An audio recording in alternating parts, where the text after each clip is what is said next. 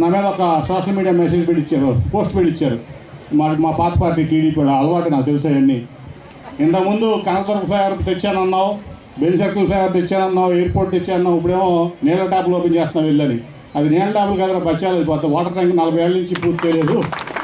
5 ఏళ్ళు నేను MP, గద్దెరామోహన్ MLA, Chandrababu ముఖ్యమంత్రి ఉంటే అవ్వలేదు.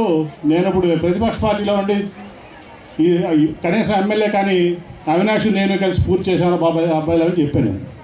అర్థమైందా? నేను మేయర్ గారు, అవినాష్ డిప్యూటీ మేయర్ గారు వెళ్ళి మంచి ట్యాప్ ఓపెన్ చేస్తాను సోషల్ మీడియాలో పెట్టారు. పిక్చర్ బుద్ధి లేని అదలు అనమాట. అదే వెనకమాల పెద్ద ట్యాంక్ కనపట్ల, వాళ్ళకి 40 ఏళ్ళు ప్రాబ్లం సాల్వ్ చేసామని కనపట్ల. నేను మన గంపలగూడెం మండలం వెళ్తే దాదాపు 2000 చిల్లర మంది 3000 మంది వస్తే టీడీపీ సోషల్ మీడియా పెట్టింది. 200 మంది కూడా రాలేదు. ఎంపీ వస్తే ఇదివరకు 5000 మంది వచ్చేవాళ్ళు.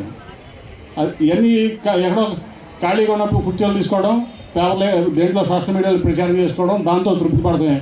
నేను ఎప్పుడో చెప్పా, ఈ మధ్య కూడా రిపబ్లిక్ టీవీలో వేశారు, నేను ఈసారి గెలవకపోతే నేను రాజకీయాలు మానేస్తాను చంద్రబాబు నాయుడు చెప్పి. నేను ఎప్పుడు చెప్తా, చంద్రబాబు నాయుడు ఇల్లు ఎందుకు కట్టుకోలేదు ఇక్కడ? ఇప్పటివరకు సొంత ఇల్లు లేదు. ఎందుకు లేదంటే ఎట్టగా ఓడిపోతాను 24 ఎలక్షన్లో. ఏదో డబ్బులు ఇప్పుడు విజయవాడ సీటు, ఎంపీ సీటు అమ్ముకున్నాడు, నా సీటు. అన్నీ ఇక్కడ సీట్లు అమ్ముకుంటాడు, ఆ డబ్బులు పోగు చేసుకుంటాడు. ఎలక్షన్ ఫండ్ ఏదో పిచ్చి కమ్మోళ్ళు పిచ్చివాళ్ళు ఇస్తూ ఉంటారు. అవి పోగు చేసుకుని మూటాములు సర్దుకుని ఎలక్షన్ అయిపోయిన తర్వాత తన సొంత రాష్ట్రం తెలంగాణ వెళ్ళిపోవడానికి ఇవన్నీ చేస్తున్నాడు. కాబట్టి